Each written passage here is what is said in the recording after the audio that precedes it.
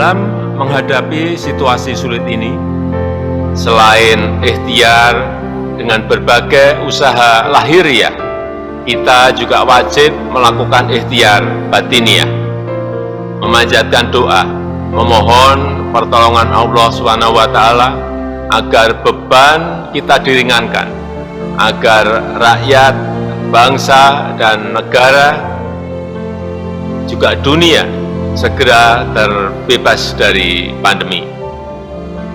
Dalam kesempatan ini, atas nama pribadi dan pemerintah serta negara, saya menyampaikan duka cita yang mendalam kepada semua korban pandemi yang telah mendahului kita.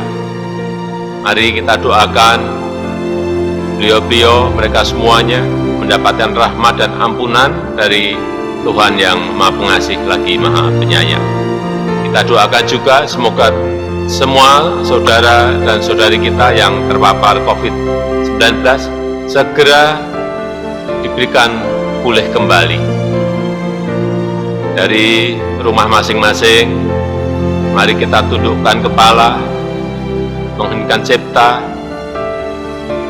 doa dari rumah, kita panjatkan dan berikhtiar agar ujian pandemi ini segera berakhir.